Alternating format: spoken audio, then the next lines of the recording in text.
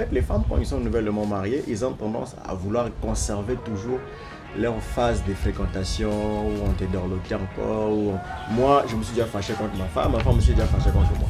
Mais le problème maintenant, dans quelle limite vous devez vous fâcher? Même si la femme, tu es président de la République, tu es chef d'État, mais à la maison, là, elle perdait ses galants, c'était l'homme qui était le chef. Peu importe l'âge du mari, qu'il soit ton petit frère, qu'il ait le même âge que toi, que tu aies le boulot, que lui il soit à la maison, il fait rien. Que ce soit toi qui l'as même embauché. Là où il travaille, tu es son chef là-bas au boulot, mais quand tu es à la maison, c'est lui ton chef. Il faut lire toujours les demandes. Est-ce que ça devient maintenant une habitude pour une façon pour elle de te commander?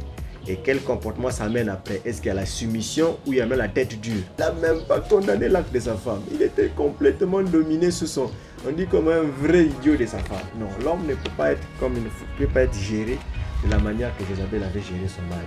Donc la femme autoritaire au foyer, c'est un danger permanent, c'est grave, c'est mauvais. La femme ne doit pas rester tout le temps chez les parents. Dès qu'il n'y a pas l'argent à la maison, elle court chez papa pour aller demander. Mais quand tu t'es marié, on le disait, non, le pasteur dit souvent, sœur, quand il n'y aura pas à manger, quand la veste n'aura plus de forme, retournas-tu chez les parents? Qu'est-ce que nous répondons souvent les sœurs? Vous dites toujours, non pasteur, je vais rester à la maison avec lui. Mais pourquoi quand ça galère un peu, tu dois fuir vite chez les parents? Non, c'est pas comme ça.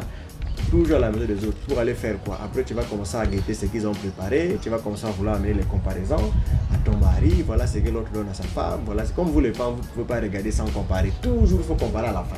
Forcément, trop d'amitié signifie trop d'exposition de ta maison, trop de dossiers de ton couple qui sera dehors. Elle prend pour elle la main à la maison, des habits que le mari ne connaît pas. Un mois plus tard, elle n'arrive pas à avoir l'argent en question pour payer et le mari se retrouve dans des scénarios. Mais ta femme a une dette là-bas de 200 000, 100 000 francs, le faire comme un liaison. Les femmes, vous connaissez comment avoir votre mari.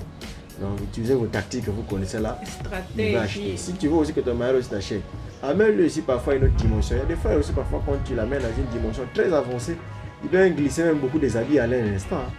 Servez bien le mari de ce côté-là. Vous voyez le proverbe chapitre 31 à partir du verset 27. On a dit que la femme là, elle veille ce qui rentre dans sa maison. Ça veut dire qu'elle s'occupe de sa maison, elle prépare, elle fait tout. Ses enfants ne sont pas affamés, son mari n'est pas affamé. Mais il y a des sœurs aujourd'hui qui ne connaissent pas préparer. Quand elle te prépare aussi la viande gonfle comme ça. C'est pas cuit. Quand tu manges le truc, parfois le riz est très dur. Mais donc toi, depuis que tu étais avec maman, tu n'apprenais pas. C'est aussi un repas. Maintenant, il y a l'autre repas encore à la chambre. Mais le repas de la cuisine aussi est important. S'il est bien rassasié la cuisine, il est à l'aise, il mange bien. L'autre repas de la chambre, comment il ne pourra pas t'acheter des habits? Je me demande comment. Le point numéro 19, une femme qui vole. On ne veut pas des femmes voleurs. Il y a des femmes qui volent dans le couple. Ouais, des femmes volent leur mari. Uma mulher gatuna qui robe au marido. Ouais, elle veut laver les vestes, elle enlève le truc, elle le met à la poche. Le mari donne l'argent du marché, elle en temps, elle fait de voler ça pour transférer chez ses parents. Et derrière là-bas, il construit parfois une maison, on ne sait jamais. Aussi, voler dans le sens inverse. Toujours quand il y a l'argent à la maison, tu veux que l'argent du marché qui a été dédié pour le marché, toi tu le voles pour acheter tes habits. C'est aussi le vol. Point numéro 20. La femme toujours indisponible pour ses responsabilités ou devoirs conjugaux. La femme qui est toujours indisponible. Lorsque le mari a besoin de la femme, elle est toujours là. Oh non, j'ai mal à la tête. Oh non, j'ai les règles qui avec moi. Les femmes, vous devez savoir que les besoins d'un homme, c'est différent des femmes. Vous, les femmes, pour avoir besoin d'aller avec un homme, il faut que ton mari puisse t'amener dans des dimensions psychologiques, d'abord travailler les pensées. Mais nous, les hommes, c'est dès qu'on voit comme ça, et te voit dans la chambre, comment tu es habillé en tenue normale, là, il est déjà prêt. C'est tout le temps que tu es indisponible, Tu emmènes ton mari à aller dehors ou bien tu veux que ton mari se masturbe à la maison parce qu'il y a des hommes qui se masturbent et ton mari.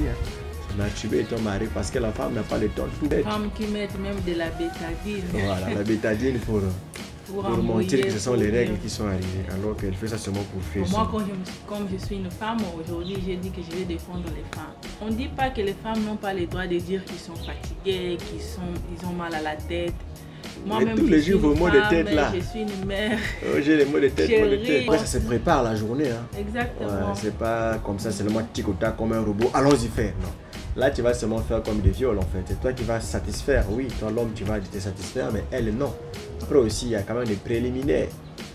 Même la voiture qu'on a créée, on a mis quand même la lubrification. Et Dieu, quand il avait créé la femme, il avait préparé en elle de la lubrification dans le corps de la femme. Le mot attaché à sa femme là, en grec, traduction originelle, ça veut dire la sexualité. Donc, si tu es marié et que le sexe n'est pas dans votre couple, vous n'êtes pas marié. Vous n'êtes pas marié. Vous n'êtes pas marié.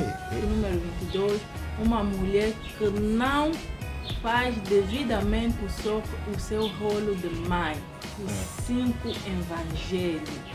Moi, je me rappelle, ma femme, les enfants, elle apprend beaucoup aux enfants la prière, notre Père qui est au ciel, tous les enfants connaissent le faire, même le plus dernier. Les enfants doivent prier, ils connaissent ce qui est Jésus. Toi aussi, papa, il faut prendre un peu la chicotte quelquefois. En Europe, on tape les enfants chez les Blancs. Vous avez déformé l'éducation. La Bible parle de châtier, il faut chicoter un peu. Parfois, un peu de la chicotte, ça fait du bien. Et la femme doit aussi instruire les enfants selon les seigneurs. Et quand la femme a puni l'enfant, toi ne viens pas enlever la punition. Ne fais jamais ça, c'est une grave erreur. Et quand toi aussi la femme, le mari a puni l'enfant, ne viens pas enlever la punition. Soit tu es derrière ton mari, soit tu es derrière ta femme quand vous faites des choses pour que les enfants puissent vous craindre vous deux à la fois. J'aime pas les hommes qui disent que l'enfant doit craindre plus papa que l'enfant, la femme, non. Moi je préfère qu'ils craignent plus maman, qui reste beaucoup avec eux, que de me craindre moi plus que parfois rare. Oi pessoal, tudo bem com vocês? Bem-vindos ao nosso canal Vida de Casal que estão em as suas realidades. Aqui é o casal Muka, Kelly e Muka. Nós agradecemos pelo carinho de vocês, pelas mensagens carinhosas. Hoje nós estamos a dar continuidade à segunda parte do tema, as expectativas de um homem em relação à sua esposa. Hoje eu vou deixar o meu esposo falar muito, les femmes, comme on dit aujourd'hui, on va bien nous laver. Alors chérie. Bonjour, bonjour à tous, j'espère que vous allez bien. On a essayé de recadrer un peu le même cadre que la fois passée, donc pour montrer bien que c'est la suite de la partie numéro 1 qu'on avait commencé la fois passée sur les attentes de l'homme envers sa femme. Hein. Vous savez que l'homme attend beaucoup de sa femme et donc du coup nous devions revenir sur ce point-là parce que beaucoup de gens parlent beaucoup de la femme, hein, il y a beaucoup de culte de la femme. On va essayer de montrer encore un peu les points qu'on n'avait pas finis parce qu'il y avait beaucoup de points. On avait pris le temps de sélectionner au moins 22 ou 23 points comme on l'a fait avec la femme. On a fait pareil avec l'homme. Mais aujourd'hui, on va continuer avec la deuxième partie, les attentes du mari envers sa femme. Qu'est-ce que l'homme attend de sa femme, hein? Et donc, sans plus tôt tarder, nous allons commencer toujours avec la Bible parce que nous, les chrétiens, on ne parle pas sans lire la Bible. Et donc aujourd'hui, le couple Mouk est encore très heureux de vous partager pendant ces pas 40, 50 ou 60 minutes que nous allons partager ensemble. De la deuxième partie. De la deuxième partie, ouais, deuxième partie. Parce que pour comprendre la suite, s'il vous plaît, allez suivre d'abord la première partie. C'est voilà. Une vidéo qui a été beaucoup aimée. Hein. Beaucoup de gens ont suivi ça. Beaucoup suivi. Ça veut dire qu'on avait fait du bon travail. Et on va continuer ce soir ou ce matin, peu importe à l'heure à laquelle vous nous suivez. Donc on va commencer sans plus tôt tarder en lisant la Bible. On va lire 1 Corinthiens chapitre 11 à partir du verset 8 et 9. Et on va prendre le verset 11 et 12. 1 Corinthiens chapitre 11, verset 8 et 9. On va lire aussi le verset 11 et le verset 12. Lisons au nom du Seigneur. En effet, l'homme n'a pas été tiré de la femme, mais la femme a été tirée de l'homme. Et l'homme n'a pas été créé à cause de la femme, mais la femme a été créée à cause de l'homme. Ça c'est le verset 8 et 9. Et le verset 11, il dit ceci. Toutefois dans le Seigneur, la femme n'est point sans l'homme, ni l'homme sans la femme. Donc au début on a dit que l'homme n'a pas été créé, l'homme n'a pas été créé à cause de la femme, mais c'est la femme qui a été créée à cause de l'homme. Et on a encore dit là-bas que l'homme n'a pas été tiré de la femme, au verset 8, mais c'est la femme qui a été tirée de l'homme. Et ici le verset 11 équilibre maintenant. Donc toutefois dans le Seigneur, la femme n'est point sans l'homme, ni l'homme sans la femme. Là on a encore lié les deux. De toutes les façons, la femme n'est qu'une partie de l'homme, hein. C'était son os qu'on avait retiré, hein, qu'on a formé la femme. Donc la femme n'est qu'une partie de la continuité de l'homme. Donc qui dit femme, qui dit homme, voilà, ils sont interconnectés, ils sont liés, on ne peut pas dissocier les deux. Voilà. Et on va lire le verset 12, il dit ceci. Car de même que la femme a été tirée de l'homme, de même l'homme existe par la femme. Vous voyez l'équilibre. De même que la femme a été tirée de l'homme, de même l'homme existe par la femme. Et la partie qui nous intéresse, et tout vient de Dieu. Voilà.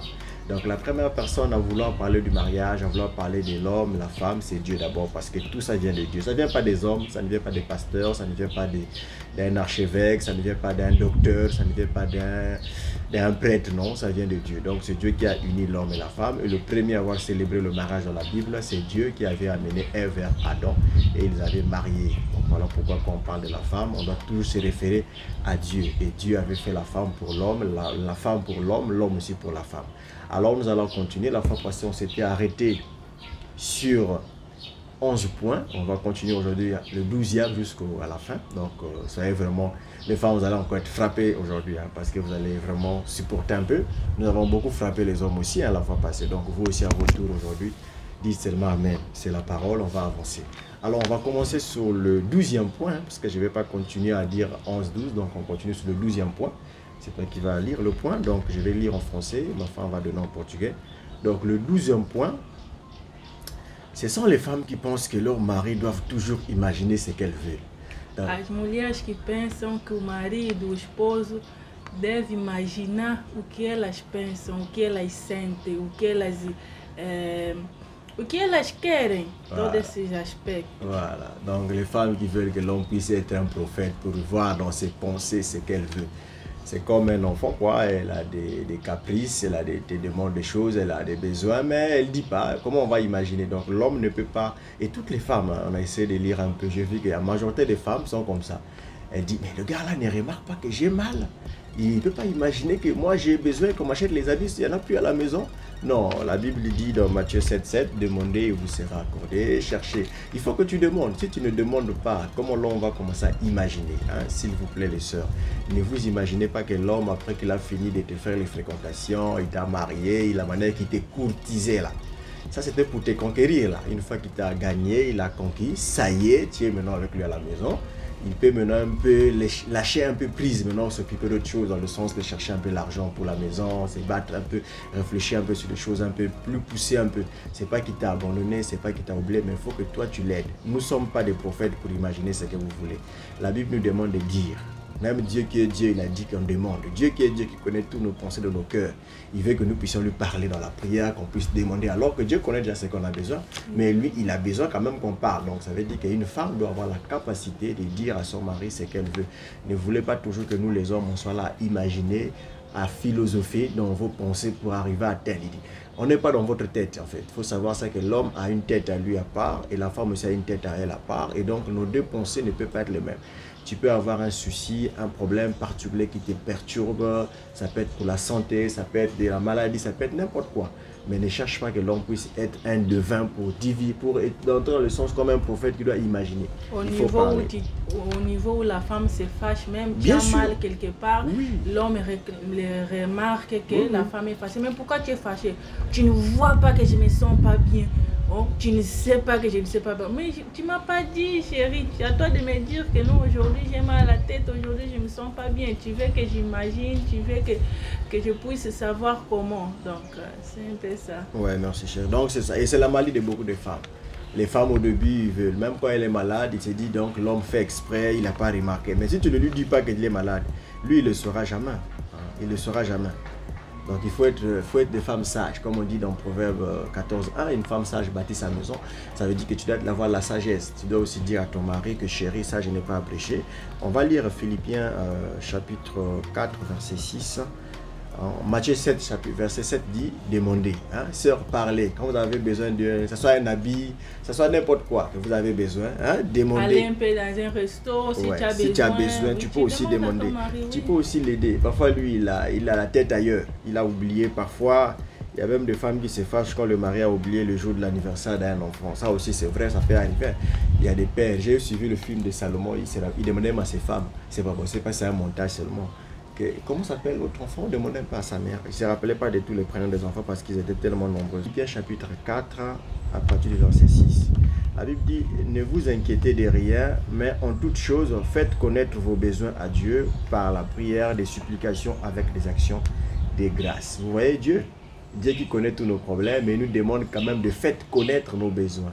Donc, s'il vous plaît, femme, ne cherchez pas que l'homme puisse rentrer dans votre cerveau pour imaginer ce que vous avez besoin ou ce que vous traversez.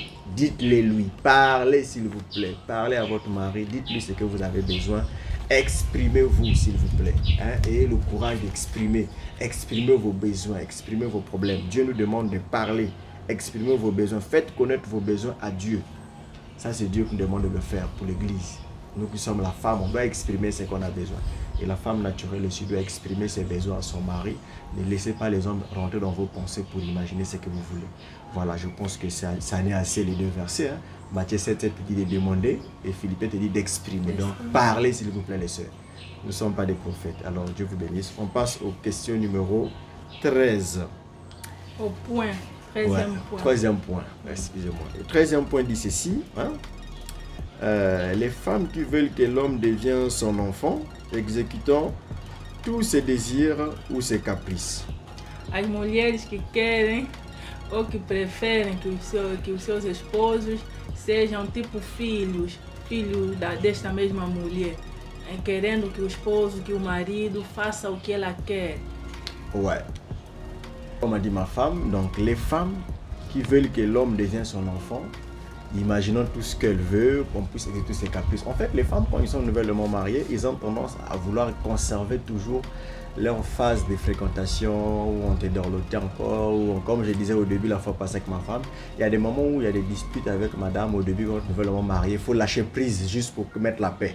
Alors, une fois que ces états sont revenus, applique la loi pour essayer de la redresser, parce que si tu laisses ça comme ça va devenir un jeu, et l'habitude, et elle va commencer à tout le temps te manquer de respect. Et ça, c'est important que l'on puisse tracer les limites pour que vous puissiez avoir la maturité, parce que plus que vous habituez, et c'est comme les enfants, vous partez en route avec l'enfant, il voit un gars qui vend les bonbons, il te demande, papa, achète-moi des bonbons, achète-moi des ballons, achète-moi...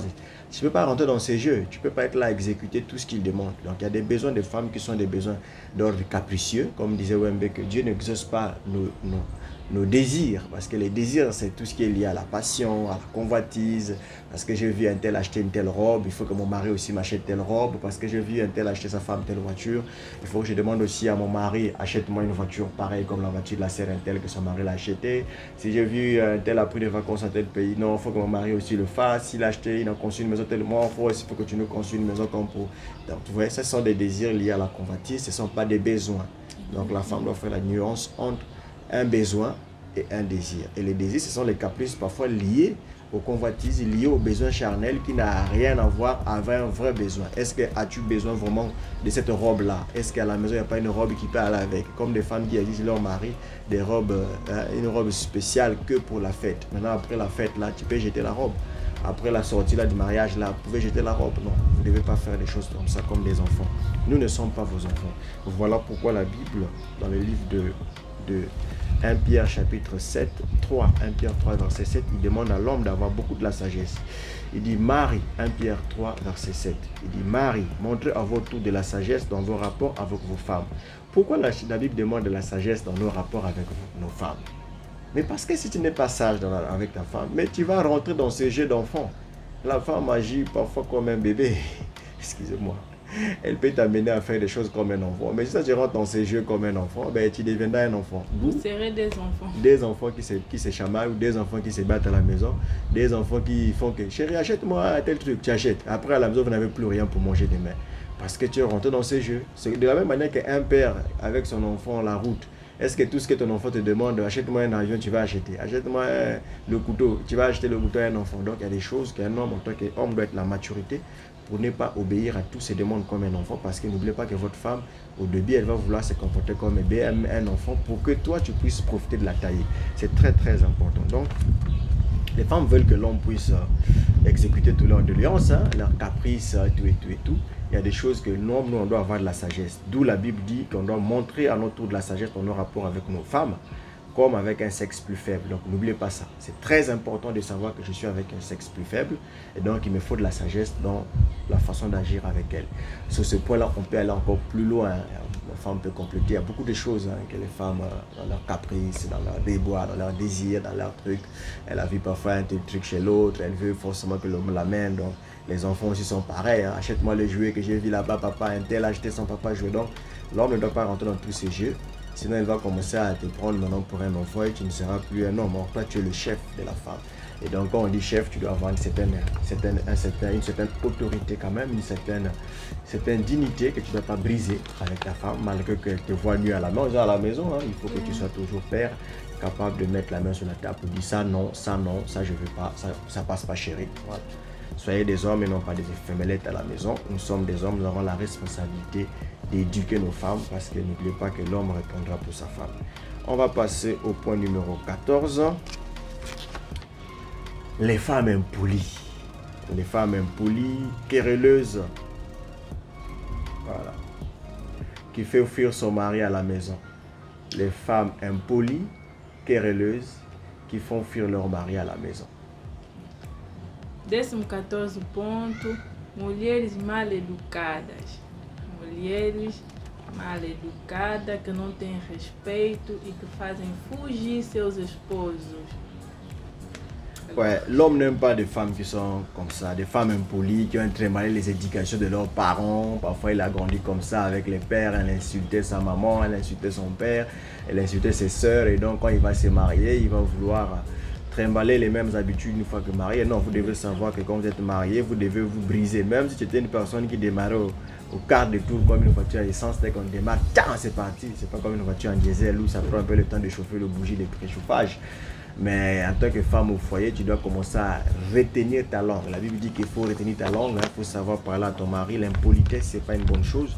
Nous n'allons pas trop tarder sur ces points, mais nous allons lire beaucoup parce que c'est un point très important. Les femmes sont très faciles. Ils ont une vitesse labiale très avancée. Et donc, du coup, pendant que Dieu nous a créé, nous les hommes, avec un petit retard. Hein. Donc, quand on discute avec une femme, on est toujours en retard. Sœur, quand vous voyez votre mari, quand vous discutez avec lui, il parle plus que vous. Ça, c'est pas un homme, hein, ça doit être une femme. Tout homme, normalement, quand vous discutez avec votre femme, il doit toujours avoir à 10 mots. Toi, tu n'as encore même pas 3 parce que tu es un homme. Nous, on n'a pas cette vitesse-là. Mais les femmes ont une vitesse labiale très poussée.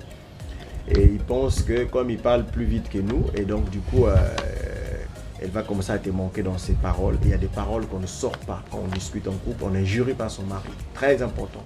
Le mari ne voudrait pas une femme impolie, jamais. Aucun homme ne voudrait une femme impolie, aucun homme ne voudrait une femme qui l'injurie, aucun homme ne voudrait une femme qui le querelle à la maison. Ça sera comme le gars à Paris qui avait dit que malgré le Covid, le confinement, je préfère pour moi aller en prison de la police qu'à la maison parce que j'ai une femme qui me querelle, qui ne me laisse pas la paix.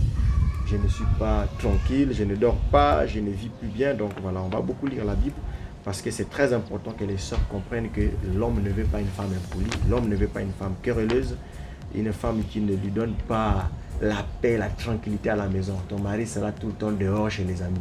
Mais ne viens pas te plaindre. Hein? Quand tu dis non, j'avais vu votre vidéo, vous avez dit que l'homme doit tout rester avec sa femme à la maison. Mais si tu es une querelleuse à la maison, comment lui il va tout le temps rester à la maison? C'est comme si tu me disais que tu vas avoir un chien à la maison et ton chien tout le temps tu le chicotes. Il va fuir, non? Ton mari ne veut pas la pression. Et la Bible dit ceci. Donc Proverbe 27, on va commencer à lire. Proverbe 27. À partir du verset 15, il est dit ceci. Une gouttière continue dans un jour de pluie et une femme querelleuse sont choses semblables. Une gouttière continue dans un jour de pluie et une femme querelleuse sont choses semblables. Ça veut dire quoi? Que la femme qui te querelle à la maison, c'est comme une gouttière quand il pleut. Vous voyez quand il pleut, non? L'eau est canalisée sur une gouttière et tout tombe. Donc ça ne s'arrête pas. Et c'est ça une femme querelleuse que la Bible qualifie à la maison. On va prendre aussi Proverbe chapitre 21 à partir du verset 19. Nous lisons. Il est dit ceci. Mieux vaut habiter dans une terre déserte qu'avec une femme querelleuse et irritable. L'irritabilité. Elle t'irrite, elle t'énerve, elle te querelle, elle te dérange. Elle n'arrête pas de parler. Ouais. Et ça, c'est vraiment de la souffrance pour nous les hommes parce que déjà, nous, la nature, on parle pas trop. Et avoir une femme qui t'irrite, qui te querelle tout le temps à la maison, vraiment, c'est le pire des choses dans un couple, quoi. Alors, il y a parler, chérie, parce qu'il y a des causeries et oui, il y a des disputes. Il y a des causeries dans le couple. Le couple doit dialoguer. On appelle ça le dialogue. Voilà. Les couples aussi peuvent discuter, c'est-à-dire tu peux avoir un point de vue opposé à moi. Moi, je veux que demain, on aille visiter un de tes parents. Et moi, je ne suis pas d'accord. Toi, tu veux qu'on aille. On se dispute. Non, moi, je me dis non, mais toi, tu veux toujours, quand je vais aller voir les parents, tu n'es pas toujours disponible. C'est une dispute qui va s'étaler si je vais rentrer dans tes jeux. Maintenant, en tant qu'homme, nous, pour couper court, ben, tu dis, bon, on verra ça prochainement. Mais les femmes, souvent, elles ne sont pas patientes. Il y a une discussion normale, classique, qu'un homme peut avoir avec une femme sur quelque chose qui vous oppose. Ne pas confondre avec la querelle. La querelle ici, c'est vraiment un chamaillement. Tu commences à te chamailler avec ton mari. Vous commencez à vous chamailler. Tu as fait quoi? La fois passée, tu m'avais menti ceci. La fois passée, tu étais rentré en retard. Je n'étais pas d'accord. Elle prend les choses qui sont passées il y a elle commence à déterrer les choses. Donc, ça devient archiviste. Tout ce qui s'est passé il y a 5 ans, il y a 10 ans. Là, c'est une dispute. Ce n'est pas une discussion en couple. Le couple peut dialoguer. Le couple peut avoir des échanges, des choses à discuter ensemble. Dans l'amour et dans l'harmonie. Il peut y avoir même de la colère, ça arrive. Personne ne va dire qu'il ne s'est jamais fâché avec sa femme. Moi, je me suis déjà fâché contre ma femme me s'est déjà fâché contre moi. Mais le problème maintenant, dans quelle limite vous devez vous fâcher? Parce qu'il y a des gens, quand ils sont fâchés, ils se mettent maintenant à insulter l'autre, à frapper les trucs, à parler. J'ai vu Meda aussi claquer ou aimer la porte, fâché. Donc il peut arriver qu'on se fâche, il peut arriver qu'on discute, mais à ne pas confondre avec la querelle. Quereller, c'est vous êtes en train de vous chamailler. Et le secret pour arrêter ça, c'est quoi? Vous savez, un doit se calmer. Et souvent, c'est l'homme qui se calme. L'homme, restez tranquille, fermez votre bouche. Elle va parler seule comme un moteur, comme l'avion qui est en train de monter. Après, à un moment donné, comme toi, tu ne retombes pas, elle va commencer à chuter seule. Parce qu'on ne parle pas avec un millet, non. On a parlé avec une personne qui répond. Mais si l'autre ne répond plus, la suite, c'est que ça va se calmer la dispute.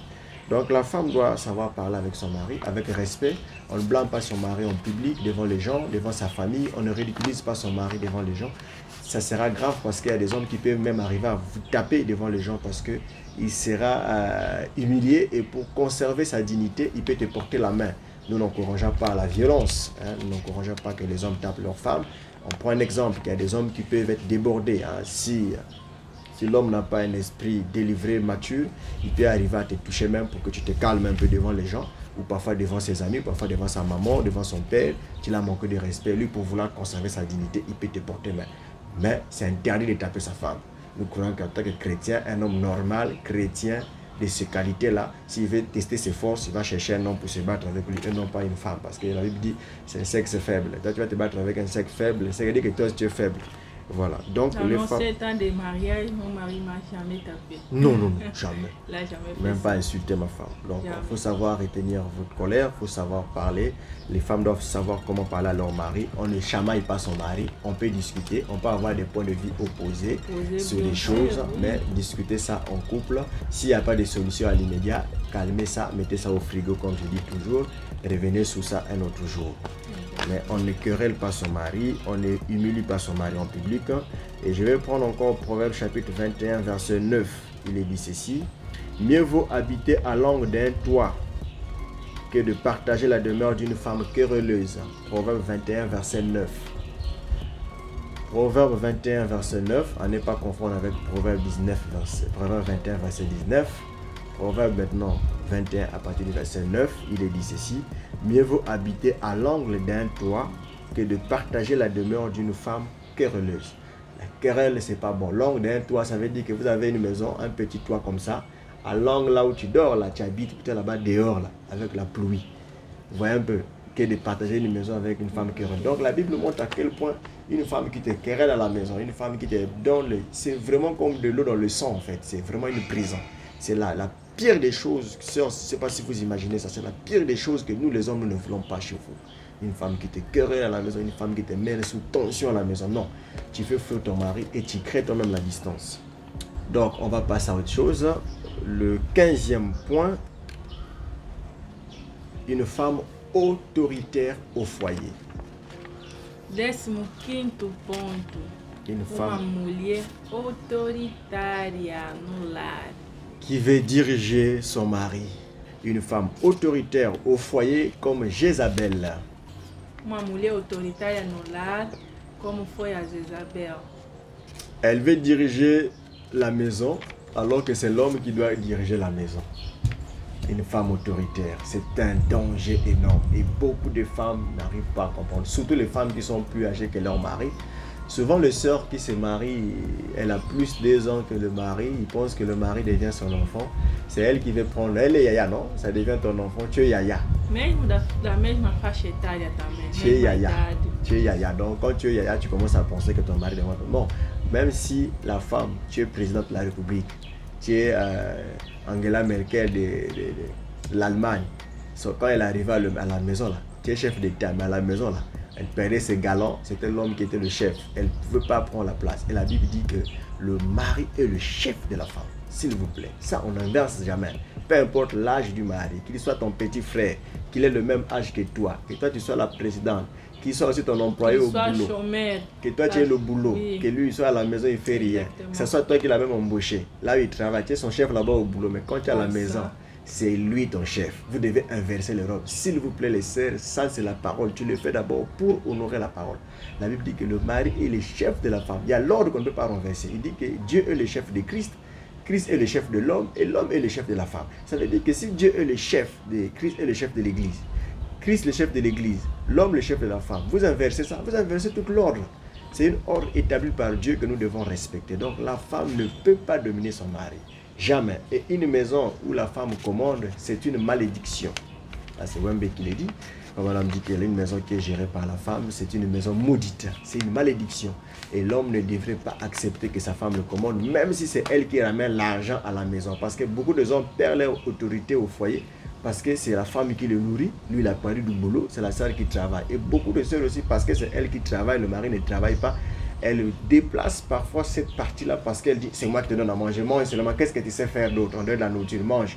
Hein? Les autres hommes sont en train de chercher le boulot, toi tu es seulement assis ici là pour manger, mange seulement ce que tu sais faire. Vous voyez, ça c'est pas bien. Tu dois savoir respecter ton mari, même si c'est toi qui le nourris, même si c'est toi qui le loge, même si la liste est longue. S'il vous plaît, femme, respectez le mari parce que vous honorez d'abord la parole en faisant ça et ensuite vous respectez votre mari qui est votre chef. Même si tu es la patronne, le président de la République, mais si ton mari c'est un civil, il est d'abord ton chef à la maison. Entre-temps, quand vous êtes dehors là, tu deviens le président. Mais à la maison d'abord, c'est lui le patron, le chef qui commande. Et l'homme doit commander sa femme, doit diriger sa maison. Et les femmes autoritaires, nous n'en voulons pas. Et pour la liste, nous avons cité Jézabel, qui était une femme très autoritaire, qui commandait même son mari, qui était quand même un roi israélien, commandé par une femme. On va lire ce qu'elle avait fait. On ne va pas lire toute la Bible, vous connaissez déjà l'histoire mieux que nous. Nous allons lire seulement les parties qui nous intéressent pour trouver les qualités d'une femme qui commande un homme. Parce qu'il y a des femmes qui commandent les hommes aussi de façon intelligente. D'autres disent, on va me prendre d'abord le seau qui est là-bas, s'il te plaît. Chérie, amène une femme. S'il te plaît, tu peux m'enlever la marmite qui est au feu. S'il te plaît, tu peux. Ça commence toujours comme ça, les amis. Soyez très vigilants. C'est quand vous devez le marier. Quand votre femme commence à vous envoyer, enlève un peu ceci, enlève un peu ceci. Je n'ai pas dit que tu ne peux pas aider ta femme. Tu peux aider ta femme, mais il y a des femmes qui abusent. Lorsqu'ils voient que tu commences à obéir à ce qu'ils te demandent, elles profitent de l'autorité de cette partie-là pour te commander. N'inversez jamais le rôle. Aider ta femme, c'est autre chose. Tu veux l'aider ta femme. Mais quand elle te commande, fais attention, ouvre les yeux parce que quand elle commence à te commander, ce n'est pas un bon signe. Vous voyez, non? Tu peux obéir à ce que ta femme te demande. C'est une demande. Mais il faut lire toujours les demandes. Est-ce que ça devient maintenant une habitude pour une façon pour elle de te commander? Et quel comportement ça mène après? Est-ce qu'il y a la soumission ou il y a même la tête dure? Si tu commences à faire la tête dure, quand elle te dit amène-moi le seau, tu dis je ne suis pas ton enfant, toi-même va prendre. Si elle commence à être désobéissante, tu dis bon, désormais quand tu me dis enlève tout au feu là, toi tu venais enlever toi-même. Donc il ne faut pas que ça puisse enlever le respect qui est là. Si le respect commence à partir, les hommes, soyez très prudents parce que les femmes, souvent quand vous n'êtes pas très équilibré avec elles, elles vont vous faire ça correctement. Alors, nous allons lire l'histoire de la femme qui commandait son mari, hein, Akab, qui était vraiment une femmelette au foyer. Et vraiment, un homme comme ça à la maison, vraiment c'est une honte. C'est un homme qui fait honte aux hommes. Et voilà, nous allons lire l'histoire d'Akab. Vous pouvez lire 1 Roi chapitre 21, à partir du verset 1 jusqu'à 16. C'est très long.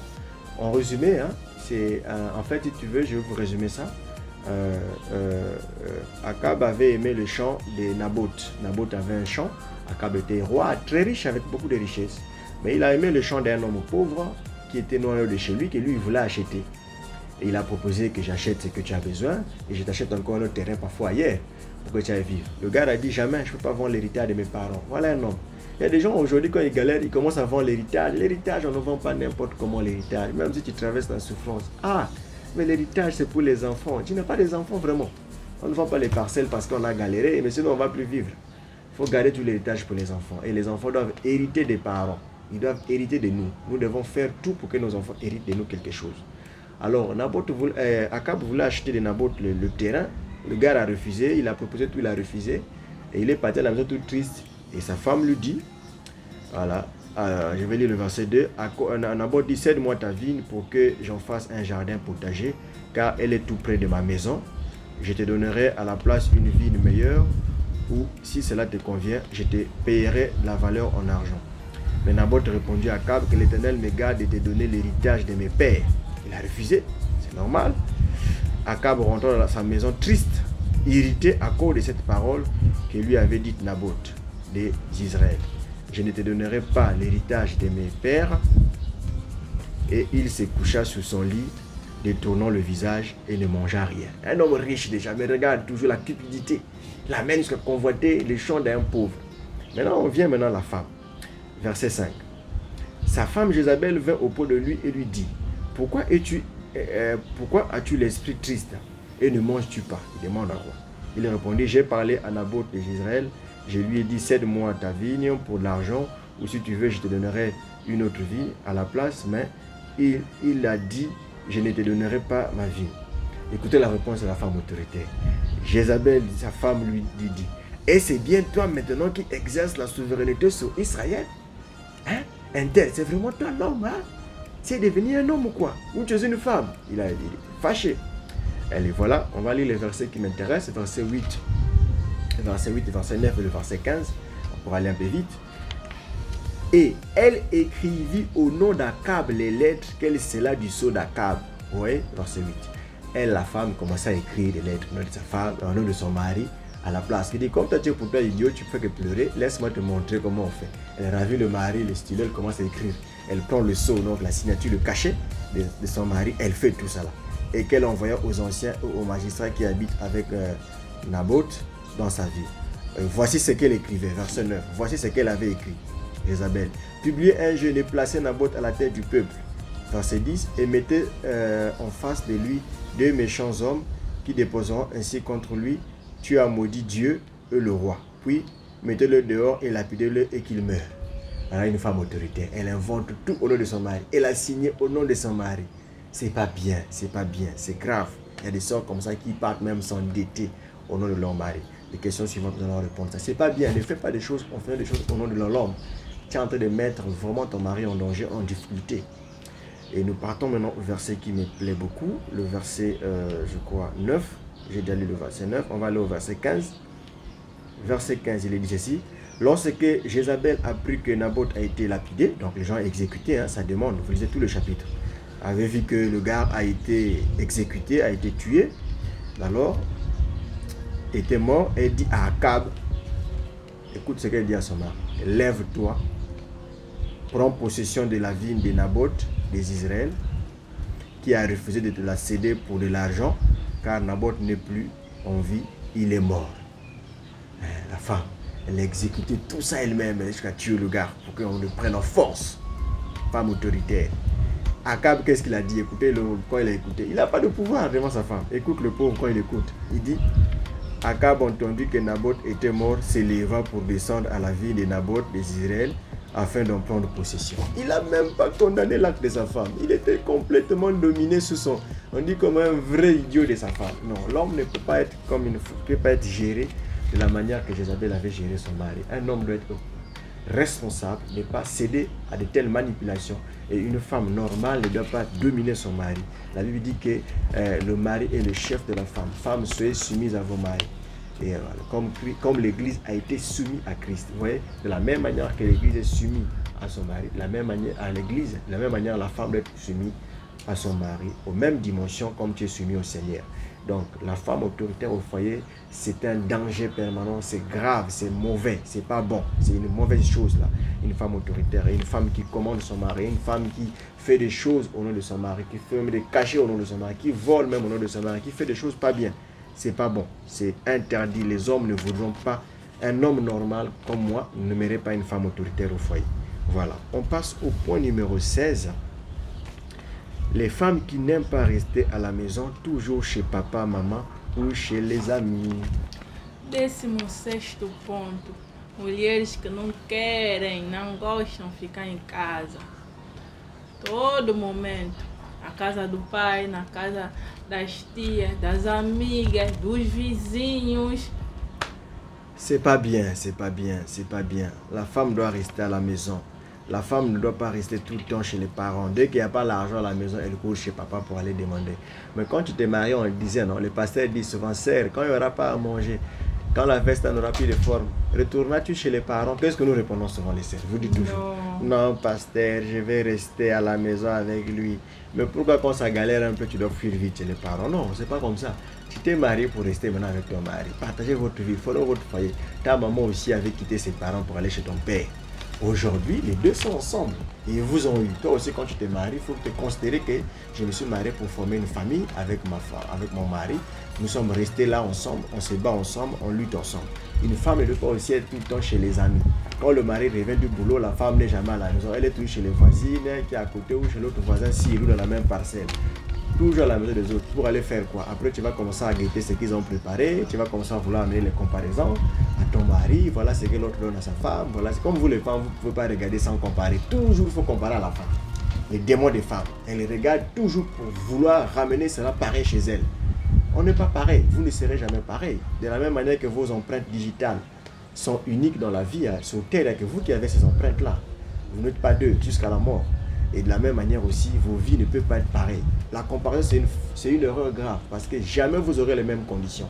Vous pouvez être dans la même ville, vous pouvez travailler dans la même compagnie, mais vous n'allez pas avoir les mêmes choses.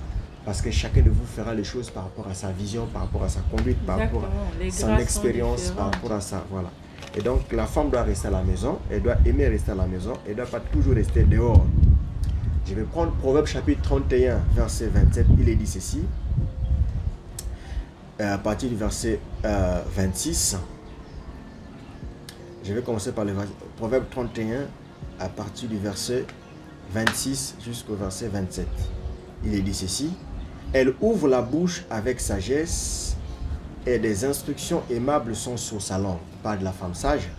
Le verset 27, on dit: elle veille sur ce qui se passe dans sa maison. Elle veille sur ce qui se passe dans sa maison. C'est comme une femme, non? Elle peut avoir des ménagères, mais la nourriture, quand ça passe là, c'est elle-même qui doit gérer. Elle ne peut pas laisser ça faire tout. La chambre là-bas, la ménagère ne met pas pied. Il y a des choses qu'elle ne peut pas. Elle veille sur ce qui passe dans sa maison. C'est ce que dit la Bible.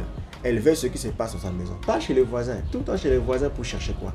Maintenant, si un jour on te prend là-bas, on te viole, excusez-moi, ça peut arriver que le voisin fasse une erreur. Maintenant, si tu tombes là-bas, tu vas dire, c'est le diable. C'est toi qui as tenté le diable. La Bible dit, fuyez même l'ombre du péché. Tu veux tout être chez les voisins, chez les amis, pour parler au mal des gens, pour vouloir exposer ta vie, ton couple, toujours dehors, chez les parents. Papa, mon mari a fait ça, mon mari a dit ça. Non. Quand tu es toujours dehors là-bas, tu vas tout forcément parler. Tu ne peux pas rester avec des amis et que vous ne parlez pas. Sûr. Ils vont tout te demander de parler, mais tu vas parler de quel sujet? Tu parleras des choses de ta maison. Forcément, trop d'amitié signifie trop d'exposition de ta maison, trop de dossiers de ton couple qui sera dehors. Et donc, elle veille sur ce qui se passe dans sa maison et elle ne mange pas le pain de paresse. Ça veut dire que c'est une femme qui doit travailler. Hein? La femme doit travailleuse, on a déjà parlé de ça dans notre point.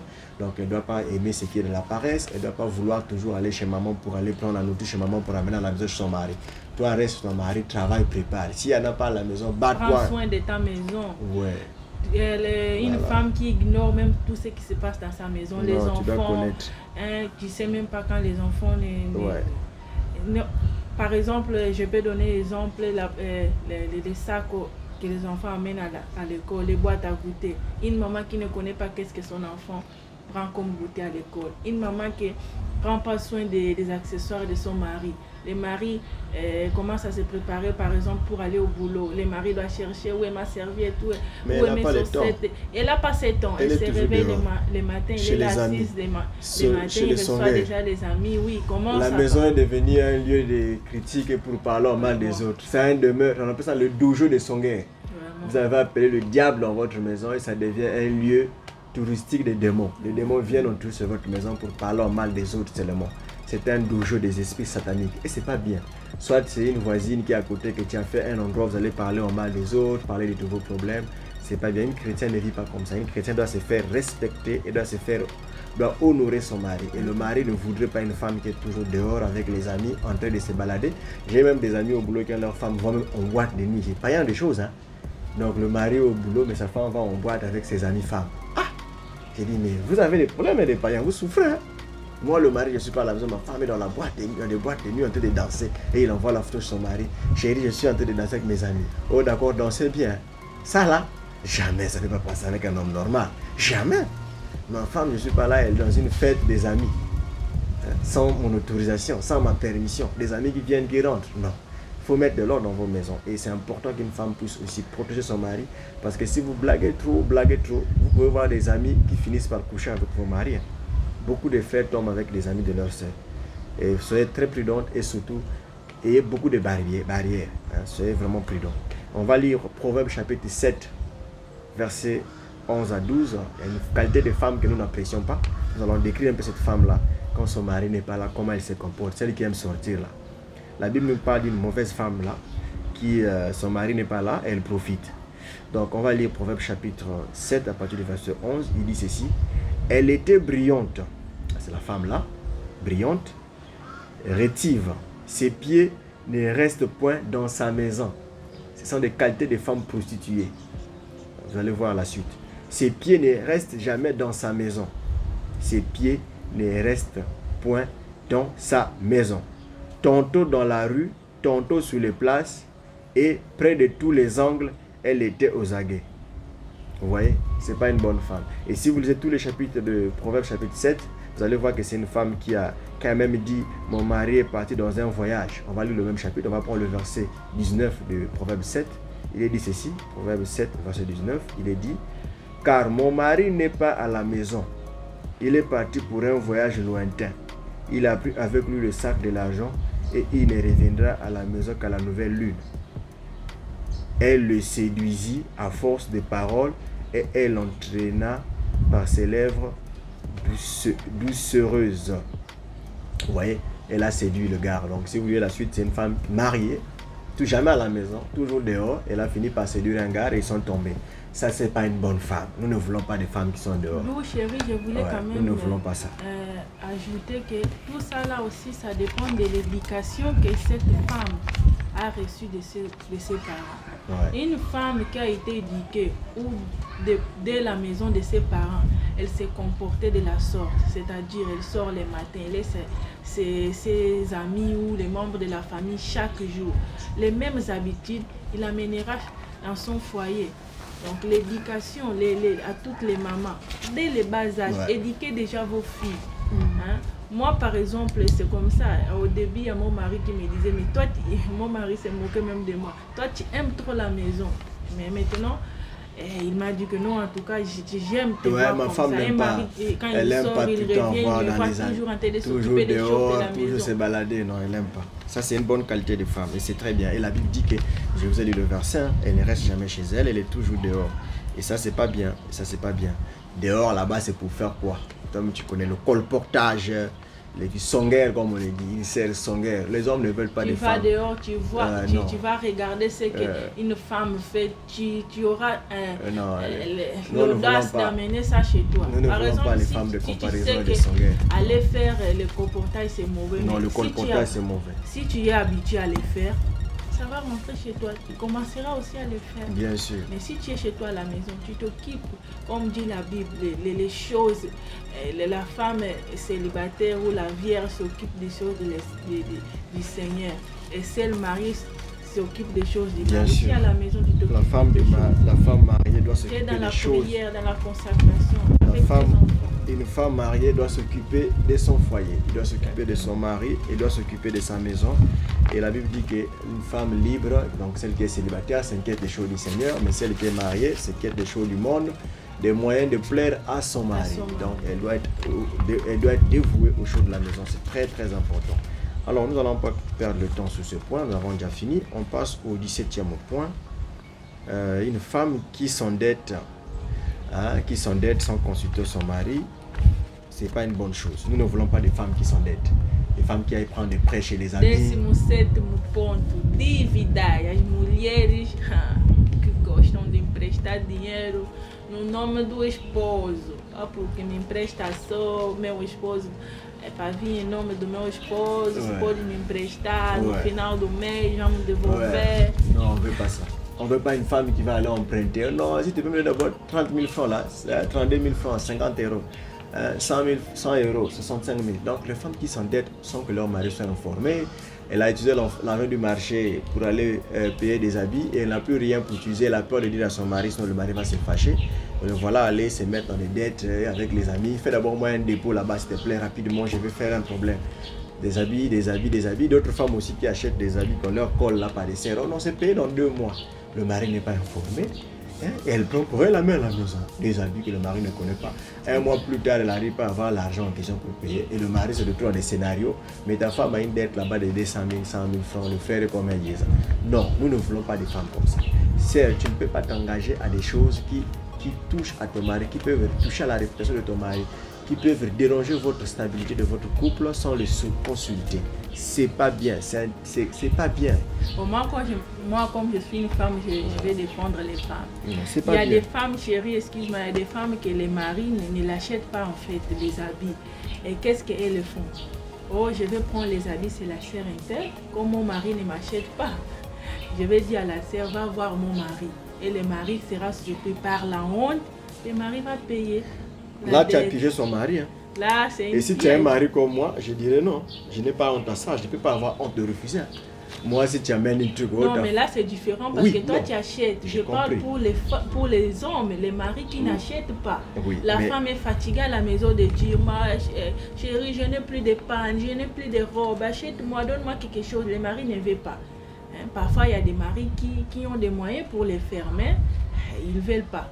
Et la femme, par, je ne sais pas, la colère ou parce qu'elle aussi, elle ne peut pas aller à l'église toujours avec les mêmes habits. Elle dit que non, elle voit une femme qui fait le vente en ligne, non, et elle commande. Et après, elle dit à cette sœur que non, va voir mon mari.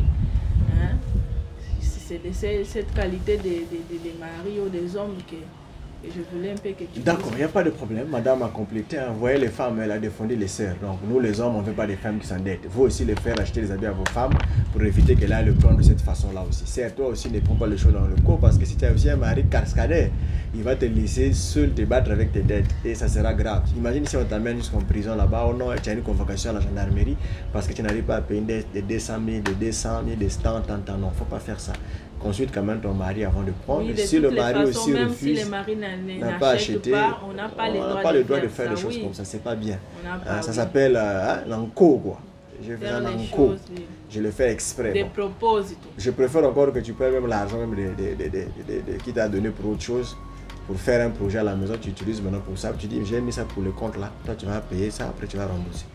Je peux comprendre. Mais les dettes, c'est pas bon. Ne vous endettez pas pour des choses inutiles. Ne prenez pas aussi des habits comme font les... Il y a des soeurs parfois qui vous proposent des pagnes hein, pour payer dans 2 mois. Ça, c'est pas aussi des bonnes choses parce que je n'apprécie pas ça.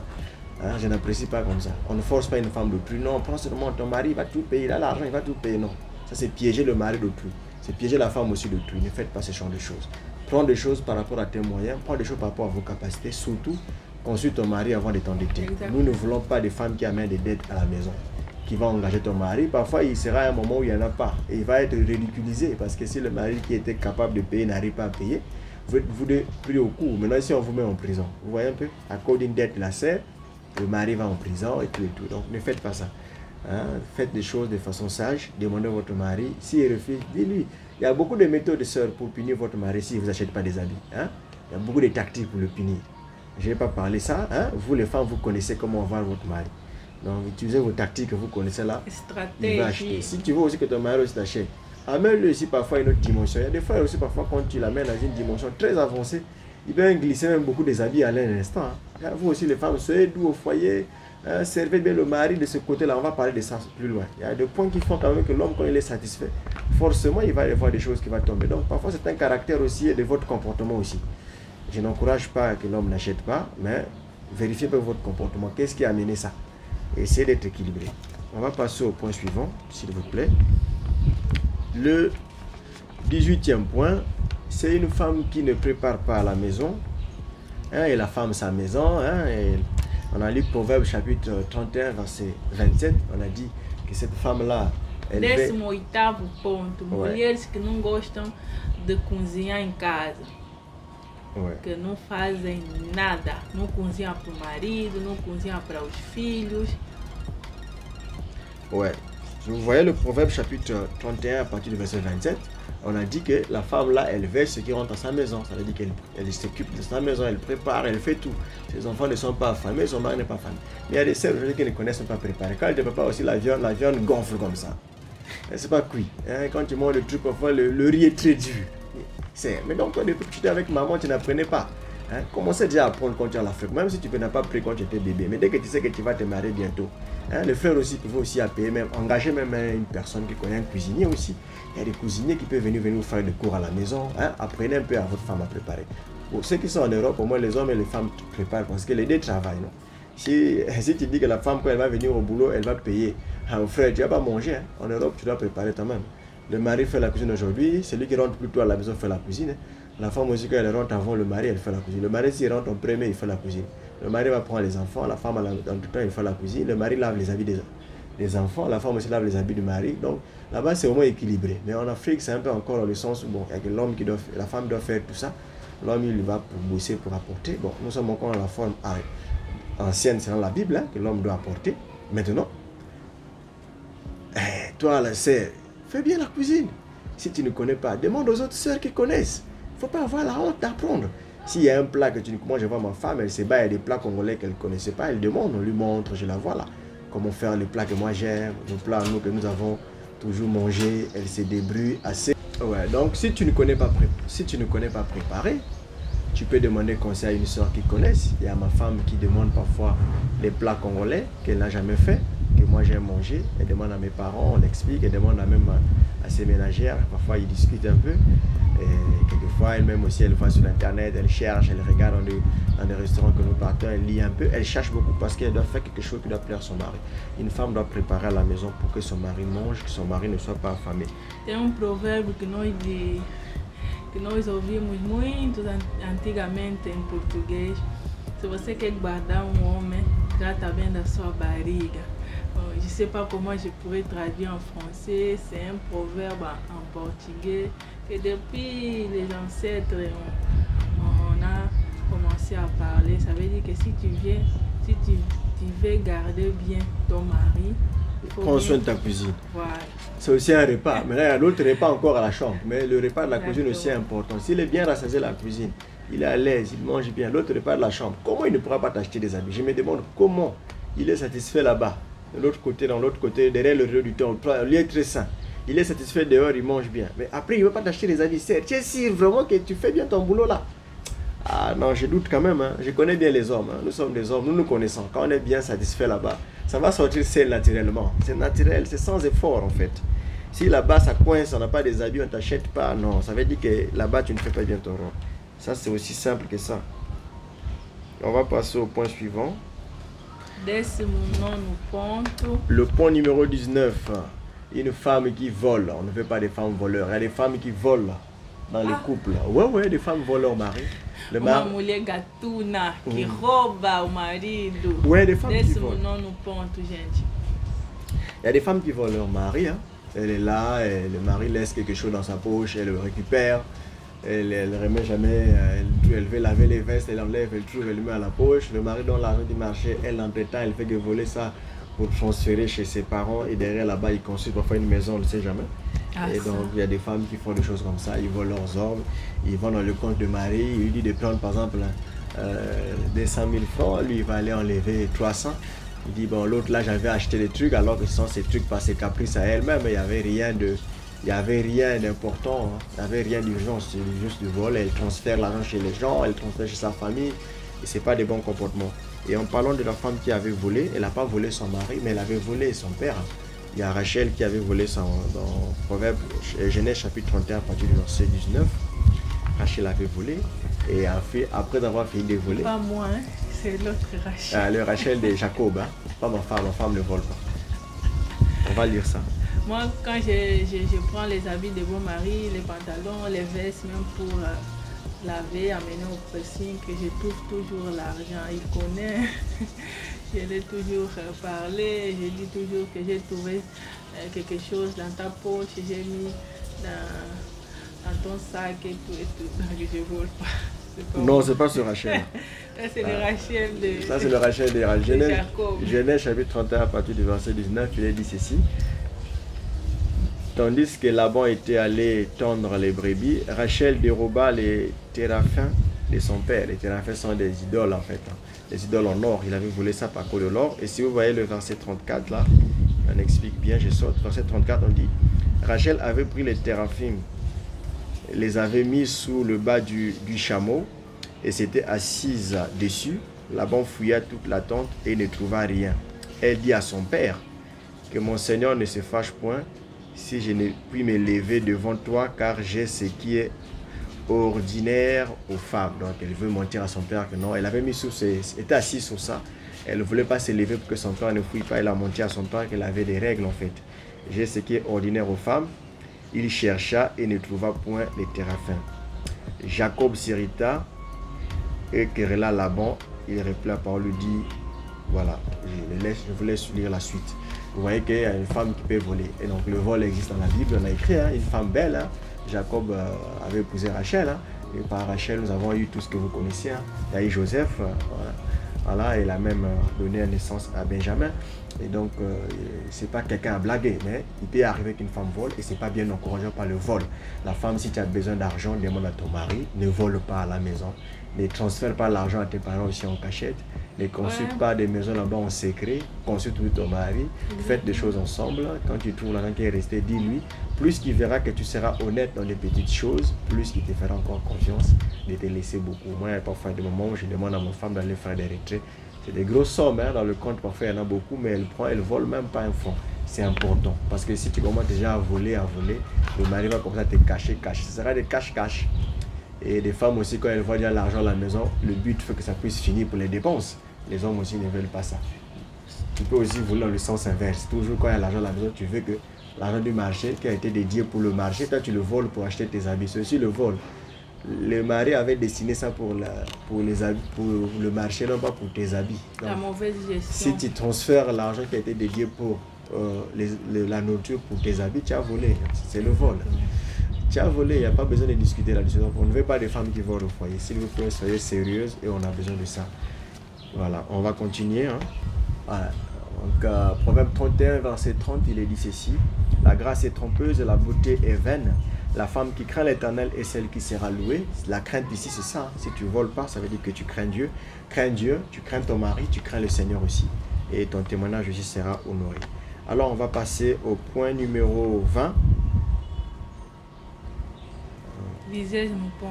Point numéro 20.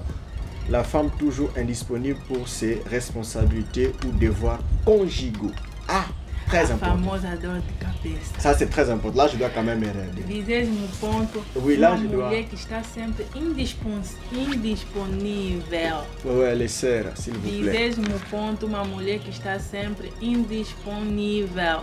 Ah, la femme qui est toujours indisponible. La famosa dor de cabeça. Lorsque le mari a besoin de la femme, elle est toujours là. Oh non, j'ai mal à la tête. Oh non, j'ai les règles qui avec moi. Il y avait une femme là, la gynéco nous avait dit avec ma femme, elle mettait du quoi chérie, c'était du... Elle mettait comment pour fuir son mari. Comment on appelle ça? Elle mettait des trucs rouges là, des femmes là, je sais pas comment on appelle ça. On va passer à autre chose, on reviendra plus tard. Donc une femme qui est toujours indisponible, qui invente qu'elle n'est pas disponible, le mari a besoin d'elle à la chambre, elle est pas disponible. Les femmes, vous devez savoir que les besoins d'un homme, c'est différent des femmes. Vous, les femmes, pour avoir besoin d'aller avec un homme, il faut que ton mari puisse t'amener dans des dimensions psychologiques, d'abord travailler les pensées. Mais nous, les hommes, c'est dès qu'on voit comme ça, elle te voit dans la chambre, comment tu es habillé en tenue normale, là, il est déjà prêt. C'est rapide pour l'homme, c'est quart et tout, il est déjà prêt. Mais vous, les femmes, il faut les méthodes, tout et tout. Mais nous, l'homme, dans la vie, dès que l'homme voit son femme en tenue normale à la chambre, là, il est déjà dans le besoin. Et toi, tout le temps, tu es toujours indisponible. Tu emmènes ton mari à aller dehors ou bien tu veux que ton mari se masturbe à la maison parce qu'il y a des hommes qui se masturbent et ton mari, se masturbe et ton mari parce que la femme n'a pas le temps. Tout le temps, l'homme est dans la 7e dimension, toujours avancé. La femme n'a jamais été disponible et il est obligé de le faire, je ne sais pas comment. On n'encourage pas, c'est pas bien. Mais il y a des femmes qui amènent leur mari à tomber aussi. Parce que toujours indisponible, toujours indisponible. Voilà pourquoi à l'époque, nos ancêtres... Les femmes qui mettent même de la bétadine. Voilà, la bétadine pour montrer que ce sont les règles qui sont arrivées, alors qu'elle fait ça seulement pour faire moi, comme je suis une femme, aujourd'hui, j'ai dit que je vais défendre les femmes. Donc, je dirais ceci. On ne dit pas que les femmes n'ont pas le droit de dire qu'ils sont fatiguées, qu'ils ont mal à la tête. Moi-même, tous les jours, vos mots de tête là. Je suis une mère. Oh, j'ai les mots de tête, mots de tête. Ok, je te laisse évoluer. Mais si une femme, par exemple, n'a pas d'aide à la maison, il n'a pas des gens qui l'aident à la maison, des ménagères, des employés à la maison, qui commencent à travailler dès qu'elle se réveille. Par exemple, s'il a 5 enfants, il faut prendre soin de 5 enfants, il faut préparer, il faut arranger la maison. Et que le soir, elle dit qu'elle est fatiguée. Mais quand même, elle ne ment pas.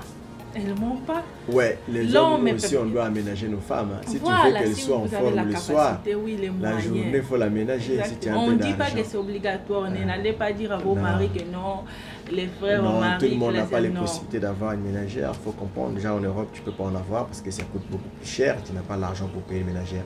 D'où les maris. Je ne connais pas un Congolais en France qui est normal, qui peut avoir une ménagère. Vous pouvez laisser votre femme se reposer 1 heure, 2 heures du temps. Tu peux pas faire ça. Une petite sieste pour se récupérer. Parce qu'il est très riche. Pour récupérer, avoir un peu de la force. Après, ça se prépare la journée. Hein. Exactement. C'est pas comme ça, seulement tic-tac comme un robot. Allons-y faire. Non. Là, tu vas seulement faire comme des viols en fait. C'est toi qui vas satisfaire. Oui, toi l'homme, tu vas te satisfaire, mais elle, non. Tu vas seulement l'agresser. Après aussi, il y a quand même des préliminaires. Hein? Même la voiture qu'on a créée, on a mis quand même la lubrification. Et Dieu, quand il avait créé la femme, il avait préparé en elle de la lubrification dans le corps de la femme. Faut qu'il a mais pour que la lubrification arrive, pour mouiller son corps, pour comparer, ce sont les préliminaires des actes. Je comparer l'acte sexuel, l'affectivité dans le couple. Nous parlerons de ça. Les frères sont trop mécaniques. Mais même dans la mécanique, voilà, même si il y a la lubrification qui est là. Elle est fatiguée, Mais si vous avez préparé, vous avez une bonne préliminaire, comme dit mon mari. Oui, il faut savoir, voilà, tu peux l'amener, mais pas dans les façons mécaniques. Il faut aller dans beaucoup de méthodes pour amener, mais quand elle dit elle est fatiguée aussi, nous aussi on doit comprendre qu'elle est fatiguée. Hein, quand tu vois que la journée elle a beaucoup travaillé, elle a été partie par là, il faut qu'elle se repose, elle dort, voilà. Ne soyez pas toujours mécanique, mais les femmes ne doivent pas punir leur mari. Hein. Je ne suis pas d'accord aux femmes qui punissent leur mari. Oui, ça. Hein? Il y en a parfois pendant 2 mois. Hein. Tu peux dire aujourd'hui tu es fatigué, oui. Demain tu es fatigué, oui. Tu vois, mais 1 semaine, 2 semaines, 1 mois, 2 mois. Ah, c'est pas bon. Hein. Là, ça devait des dettes de mois. La Bible dit que, je vais lire 1 Corinthiens chapitre 7. C'est comme si tu as des dettes de beaucoup de mois. Il y a des femmes qui ont des dettes envers leur mari. Hein. Il y a des maris aussi qui privent leurs femmes aussi de ça aussi. Hein. Bon, là, on parle d'abord de femmes. Hein. Les femmes d'abord. Les hommes, nous, on est en force défensive aujourd'hui. La Bible dit ceci, que le mari rende à sa femme ce qu'il lui doit et que la femme agisse de même envers son mari. 1 Corinthiens 7, verset 3.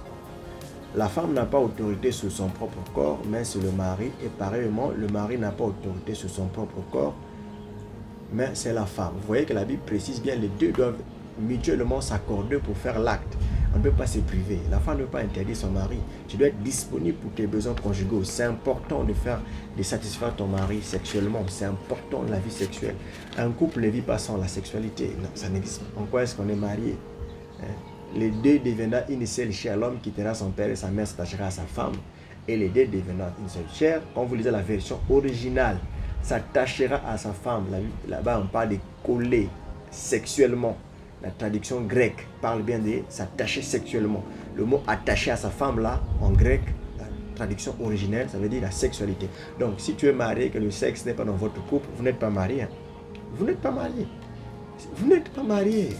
C'est la consommation. Donc, vous devez aller à l'acte et la femme doit être disponible. On ne parle pas qu'elle doit être comme un instrument de sexe. Hein. Non. On n'a pas dit que tu dois l'utiliser, d'abuser d'elle. Non. Vous devez la prendre avec des respects, vous devez discuter, vous devez parler dans l'amour. Parce qu'il y a des maris, des frères des dictateurs qui ne sont pas éduqués sexuellement parlant. Non.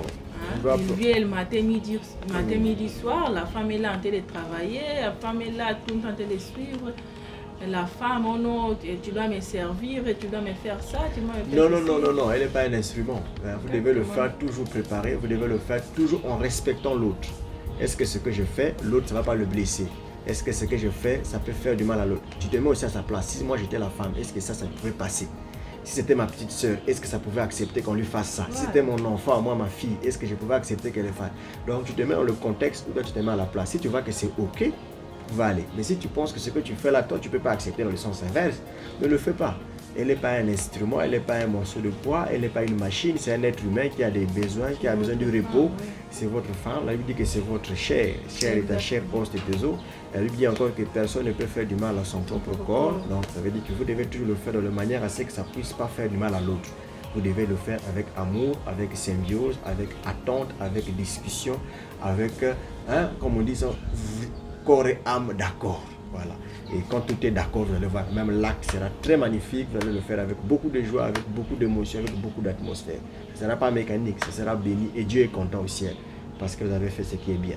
Et chaque fois que tu t'accouples avec ta femme de façon légale, le ciel est content parce que Dieu a dit l'homme et la femme devaient s'attacher. Attacher là dans la Bible, là, ça veut dire attacher donc sexuellement. C'est écrit dans la version grecque. Je vous mettrai ça en commentaire. L'attacher dans le grec, comment on définit le verset là. Attacher sexuellement. Voilà. On passe au point suivant, s'il vous plaît. On garde derrière le temps. Le point numéro 21, c'est une femme qui n'a pas de caractère, hein, une femme sans caractère. Elle est trop vulgaire, une femme vulgaire. Disais mon premier point, uma mulher sem caráter. Ouais, une femme sans caractère. Vulgaire, mulher, elle voit les hommes. Quand son mari sort avec elle dehors, oh, toujours agité là. Non, les hommes ne veulent pas. Tu fais honte à ton mari, il faut avoir un charisme. On dit ça, les femmes sans charisme, sans caractère, trop légères en fait, c'est facilement abordable. Ça veut dire que n'importe un homme dans la route, dès qu'un homme te voit à la route, il te voit déjà dedans dehors, elle sait que celle-là, je peux déjà l'aborder. Donc tu donnes déjà tous les ingrédients pour qu'on te drague en route. Non, nous on ne voulons pas des femmes comme ça. Nous on veut une femme, quand on le voit, les hommes ont même peur. Je me rappelle même pour parler à ma femme au début, la première fois j'avais peur pour lui dire que je vais t'épouser, je tremblais un peu. Ouais, il y a des femmes quand tu es devant elles, tu peux un peu trembler un peu. Tu as un peu peur de dire ce que tu fais. Vous voyez non? Donc il faut avoir un peu, tu trembles. Voilà, et donc l'homme doit avoir peur et la femme doit avoir ces caresses de faire peur. Dès que l'homme te voit, elle a même peur de t'aborder. Mais si dès qu'on te voit, facilement on peut te dire, ah celle-là je peux la draguer. Parce que tu mets déjà les dispositions que tout le monde t'aborde. Et tu es une femme sans caractère, tu es une femme légère. Une femme comme ça, c'est un danger. Facilement, tu vas tomber. Sans caractère par tes habillements, tu peux être sans caractère par ton éducation. Bien sûr. Sans caractère par ta façon de parler. De parler, vulgaire. Il y a plusieurs façons d'être sans caractère. Tu sors de gros mots, de grosses mots, de gros mots, j'allais dire. Sans caractère par la façon que tu t'expresses avec les autres personnes. Tu t'habilles de manière bizarre. Exactement. Devant les gens en public, comment tu agis. Devant la famille, quand ils sont dans vos maisons. Exactement. Comment tes parents te voient quand ils sont là. Parfois, le mari a reçu des amis au boulot. Comment tu traverses devant les gens, là, comme on saute les gens devant les pieds. Il n'y a même pas une méthodologie, il n'y a même pas un comportement, il n'y a même pas une éducation. Tu parais vraiment comme quelqu'un de conduit, comme un homme qui vient du broussard.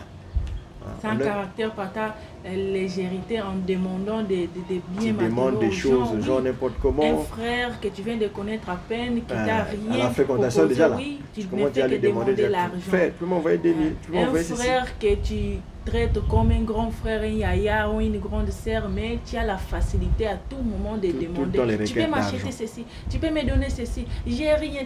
À chaque fois, il n'y a que toi. Ça, c'est une femme que je dirais qui n'a pas trop de caractère. Ouais, c'est une femme légère.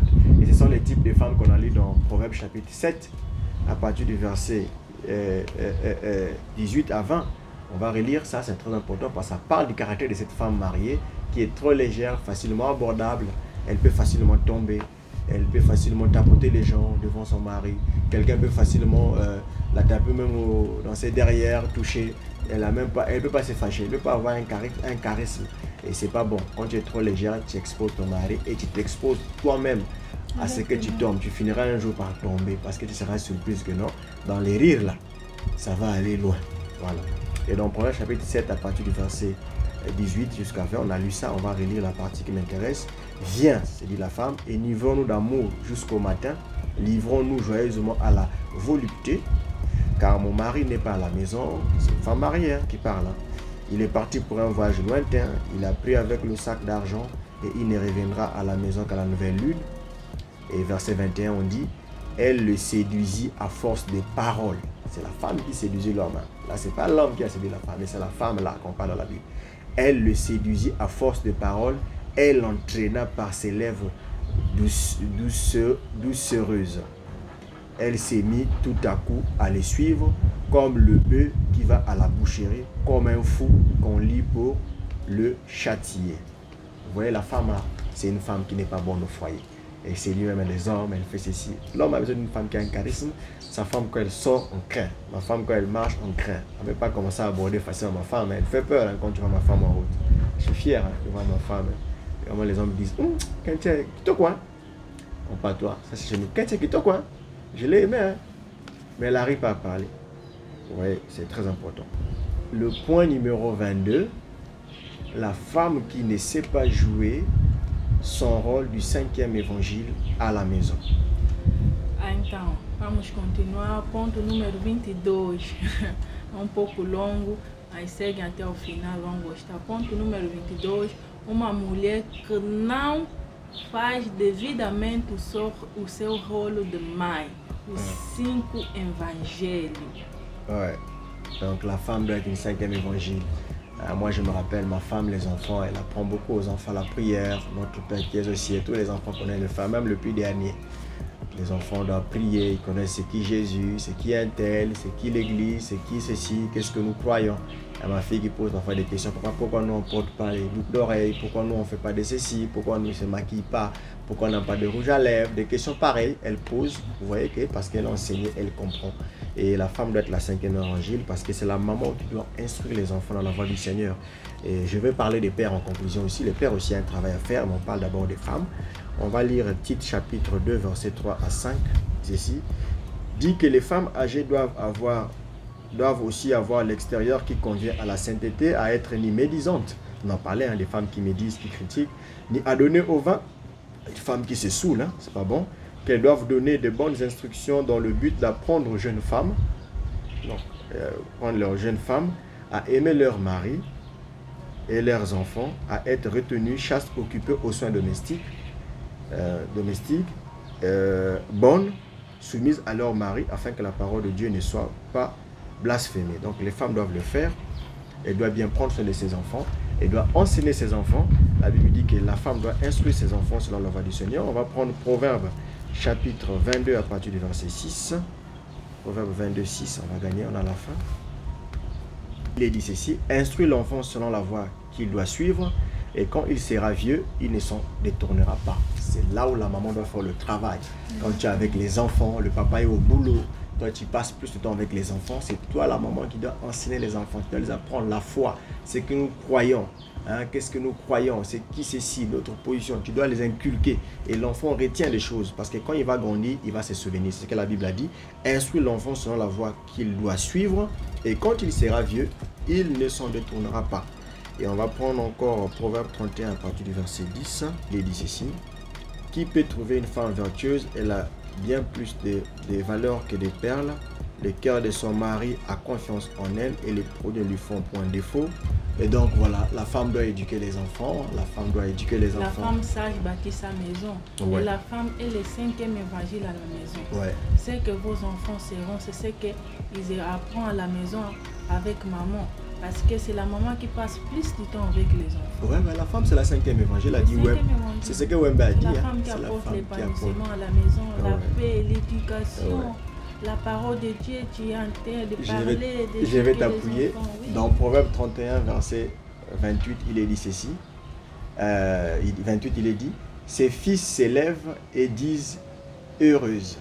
Oui, ses fils, les filles de cette femme-là disent heureuse. Et son mari s'élève et lui donne des louanges.